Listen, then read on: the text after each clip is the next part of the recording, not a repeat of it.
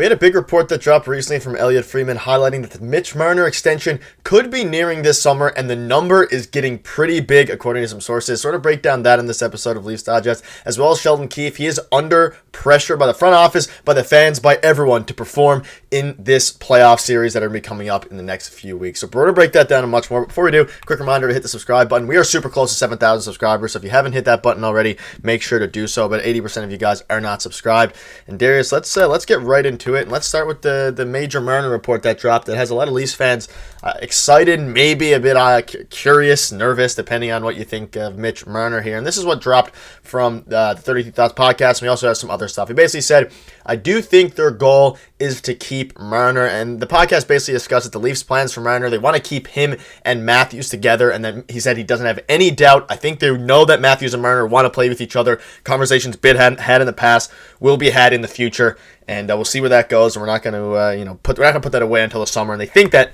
it's probably going to get done between the two sides just because of mutual interest. And the number is going to be a lot. You can see in this article saying, could the Leafs Mitch Marner get as much as Austin Matthews on his next contract? The Maple Leafs obviously have a big postseason coming up. What are your thoughts on this? Obviously, it's we're approaching playoff time, but this report came out, so it's a decent time to discuss it. Some fans are thinking that Mitch Marner had a pretty rough season compared to his salary. What are your thoughts on this report? Well, we're starting to see in terms of on-ice product that the Leafs are worse without Mitch Marner in the lineup. That is a fact in terms of on-ice play, but there is a salary cap in the NHL, and you have to put the best possible team on the ice, and the salary cap for the Leafs is making it very difficult. All the money they have wrapped up in just a few guys is making it very difficult. So I've been pretty vocal about having to move on from one of the core four. Again, at the end of next season, you have Tavares off the books. But until then, I'm not sure what they're going to do or what they're going to look at. But anyway, Tavares will come off the books. But in terms of Marner, he is eligible for an extension, considering the fact that his contract expires at the end of next season. So it's going to be interesting to watch because it's something that's going to be a story already as soon as this offseason because they can sign him to a new contract. And if you think he's going to ask for less than what Nylander got, you are incorrect. He is going to ask for more and probably get more than what Nylander got. And it might be okay in a couple seasons' time because the salary cap is rising. And it should rise pretty rapidly now that we're out of the whole COVID and trying to make up money and stuff like that.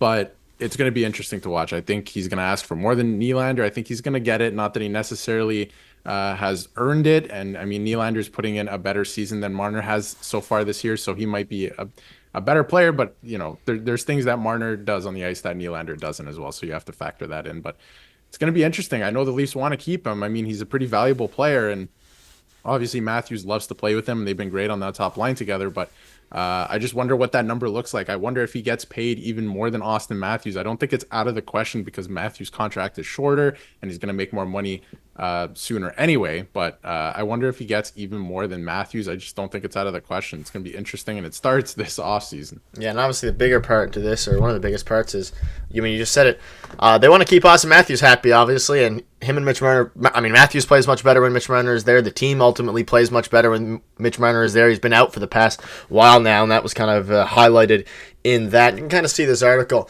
Marner is in the fifth year of his 6-year contract with an AAV of about $11 million. And then, like you mentioned, the speculation over the cost of him began a few months ago after they signed William Nylander. So who knows how much Marner is going to get, whether that's $12 million, $13 million. What would you be comfortable paying Mitch Marner, and what AAV, if you had to, I guess, predict, or rather than predict, what you'd be comfortable giving Mitch Marner based on what you've seen from him so far in his career? Again, I don't have the inside analytics. I'm sure the teams have different analytics and advanced stats than we have, but I'd be comfortable where he's at. I think he's a very valuable player. And again, like stuff like the penalty kill, the power play, like he plays in all situations, right? But I'd be comfortable at where he's at because, there are times where he's not a needle mover, and we've seen it in the playoffs. He isn't. He just isn't. And he hasn't shown it yet. So if he's able to show it, then we might be talking about a different number. But I'm kind of comfortable where he's at, considering the salary cap is rising. Because as we've seen so far this season, Nylander is adding the penalty kill to his, bag of tricks and stuff like this. He's adding more to his plate and taking on more of a role, which he needs to because of the contract. And he's making more money because of that, right? So it's going to be interesting to watch. I'm comfortable where he's at, but I think he's going to get a lot of money. I think he could end up getting more than Matthews.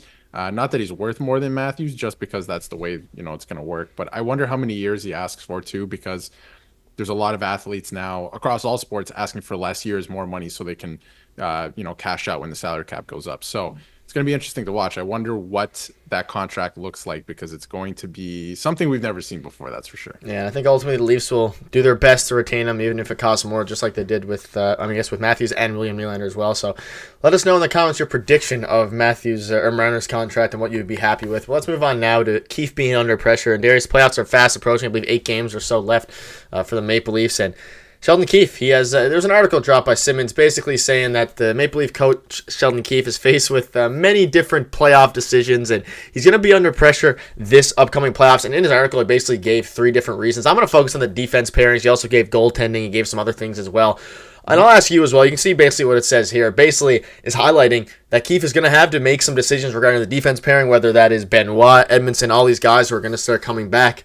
What are your thoughts on just Keefe in general? What kind of adjustments to the defense he's going to have to make? And I guess just the current outlook for the Leafs regarding the playoffs, which starts very, very soon. And I think it's about time that Keefe has to go make a deep playoff run. Well, first of all, this article is from Steve Simmons, so take it with a grain of salt. But I do think he makes some decent points here as well. And like you said, the defense pairings. The defense pairings that the Leafs are going to go into the playoffs with haven't played together yet.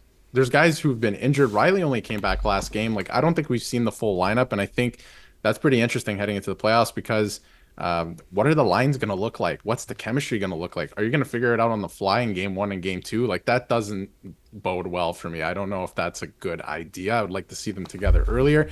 So it's going to be interesting. And I mean, the pressure is on. I mean, listen, he has another year after this when he signed a 2-year extension. Things have not gone well for this team while he's been the coach. Well, far before that, obviously, but since he's been the coach in terms of playoffs, it hasn't gone well. They won 1 series last year. Your goal is to win the Stanley Cup, right? So depending what he does in this series, I think his job could be in jeopardy. I mean, I'm not saying he's going to get fired 100%, but I think it's something they're going to take a look at if they go out in a similar way to the ways they've been going out, if they don't make any adjustments. It really depends how the playoffs go. If he's not able to take over a series and really show that he can outcoach another coach, because he has been outcoached, most playoff series, I think his job could be on the line, and that's going to be interesting to watch, because with 1 year left, I do see them being able to walk away from that. I don't think they, would play out the contract if they think a change is needed. So I don't know. I think he's a great coach, and I think he's learning as he goes as well, because he is one of the younger coaches in the league. But his job could be on the line depending what happens in the first round, to be honest. Yeah, we saw earlier in the year, he was reports were coming out that he was on the hot seat.